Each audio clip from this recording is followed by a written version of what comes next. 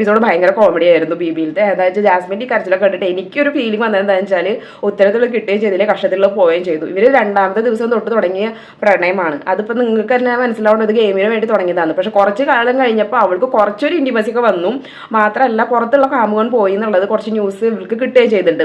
പിന്നെ ഈ ചേട്ടനാണെങ്കിൽ വിഷുവിന് വന്നിട്ട് ചേച്ചി പറഞ്ഞിട്ടുണ്ടായിരുന്നല്ലോ, അവൻ്റെ ചേച്ചി പറഞ്ഞിട്ടുണ്ടായിരുന്നു ഒറ്റയ്ക്ക് കളിക്കാൻ പോയെന്ന്. അപ്പോൾ തൊട്ട് തുടങ്ങിയതാണ് ഇവൾ അവോയ്ഡ് ചെയ്യാൻ വേണ്ടിയിട്ട്.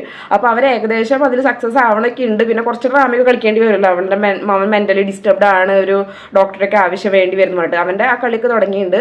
പിന്നെ ജാസ്മിനും ആയാലും ഈ ഗബ്രി ആണെങ്കിലും ഉണ്ടല്ലോ, ഇതിൽ നിന്ന് മാറി നിൽക്കുകയാണെങ്കിൽ നല്ല സ്ട്രോങ് ആയിട്ടുള്ള ഗെയിം ആയിട്ട് തന്നെയായിരിക്കും വരിക. ചിലപ്പോൾ ഈ 2 ദിവസം കഴിഞ്ഞാൽ കണ്ടിന്യൂ അതായത് വീണ്ടും പ്രണയം കണ്ടിന്യൂ ചെയ്യും. അല്ലെങ്കിൽ ഇവർക്ക് സെപ്പറേഷൻ ആണെങ്കിൽ തന്നെ ജാസ്മിന് ഇന്ന് പറയുന്ന കരച്ചിലൊന്നും ഉണ്ടാവില്ല. 2 ദിവസം കഴിഞ്ഞിട്ടുണ്ടെങ്കിൽ നല്ല അടിപൊളിയായിട്ട് ഗെയിം കളിക്കും. ഗബ്രി ആണെങ്കിലും അവൻ്റെ ഇൻഡിവിജ്വൽ ആയിട്ട് ഗെയിം കളിക്കുകയും ചെയ്യും. അഥവാ രണ്ടാളും ഇനി വീണ്ടും കോംപ്രമൈസ് ആവുകയാണെങ്കിൽ അവരുടെ പ്രണയ നാടകം നമുക്ക് വീണ്ടും കാണാം.